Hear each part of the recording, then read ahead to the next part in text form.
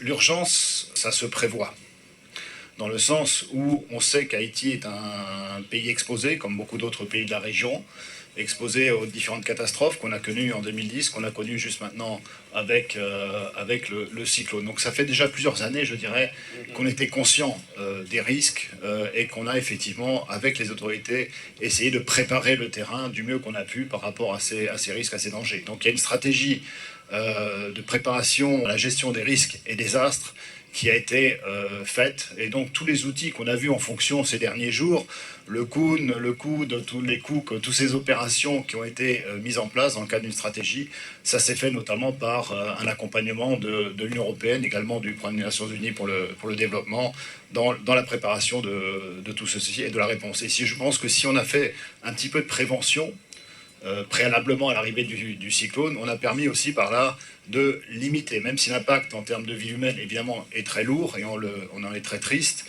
Je crois qu'on a réussi quand même aussi par la prévention, par la mise en protection, par l'évacuation des zones côtières et des îles, on a réussi quand même également à éviter un bilan humain qui ne soit encore plus lourd que celui qu'on a connu aujourd'hui. Alors la communication est très importante avant, elle sera aussi très importante après. Parce que je crois qu'il y a une chose qu'on doit tous apprendre avec ce genre de catastrophe, c'est le fait que ça n'arrive pas qu'aux autres. Ça nous arrive à nous tous et il faut se préparer par ça.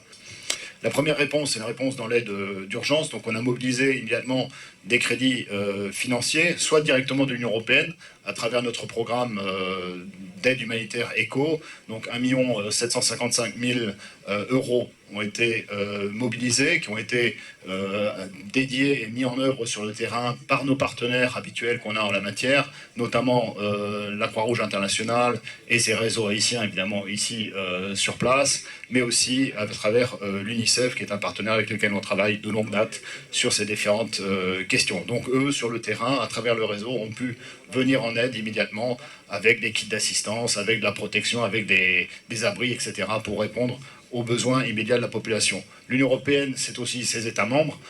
Des États membres ont répondu également. Les Britanniques ont injecté immédiatement également 6 millions d'euros. L'Allemagne a dépensé également 2 millions d'euros immédiatement dans la mise en œuvre de la réponse de l'urgence. L'acheminement de kits alimentaires, l'acheminement de kits médicaux, de kits anti-choléra, etc., d'abris. Tout ceci a été fait et mis en place par l'Union européenne et par ses États membres dans la réponse immédiate. La deuxième action, je crois, très importante, ça a été en termes logistiques. J'ai parlé des avions tout à l'heure. Il y a eu 2 hélicoptères également qui ont été mis à disposition par les autorités françaises et leurs partenaires commerciaux français dans ce contexte-là, aussi le secteur privé qui s'implique effectivement dans ce domaine. Et puis il y a surtout eu, comme l'a dit le ministre tout à l'heure, les 2 bateaux néerlandais. Sur les bateaux militaires, donc j'ai demandé l'autorisation évidemment aux autorités pour qu'elles puissent, ces bateaux puissent rentrer dans les eaux territoriales haïtiennes et pour qu'effectivement ils puissent venir en aide et venir avec une aide efficace. Un des bateaux, le bateau Hollande, a été au Cail immédiatement. Il a permis notamment de remettre en état l'hôpital des Cailles. Donc ça a été une aide extrêmement importante, fournir l'électricité, nettoyer l'hôpital, protéger les toitures, etc. Donc c'est des choses très concrètes qui ont été réalisées dans ce contexte-là.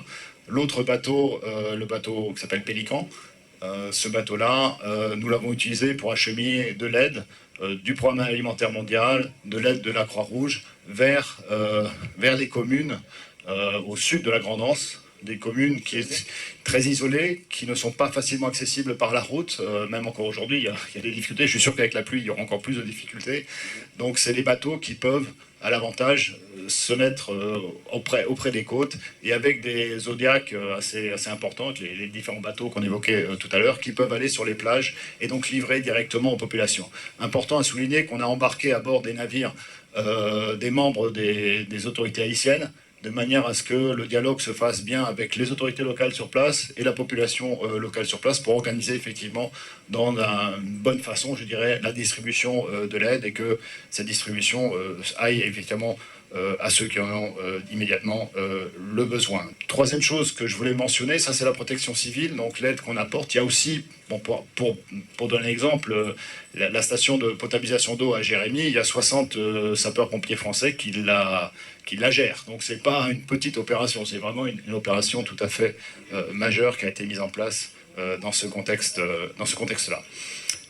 Mais il faut réfléchir à l'avenir.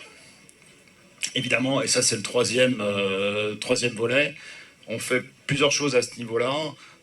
La première chose, c'est avec nos collègues de la Banque mondiale et du programme des Nations Unies, on a lancé une étude effectivement sur l'analyse des dégâts. Quelle était la situation avant le cyclone, quelle était la situation après le cyclone, et on va disposer très rapidement de l'analyse précise des dégâts. Ça se fait évidemment avec tous les ministères concernés qui sont mobilisés sur cet exercice. Donc c'est une analyse.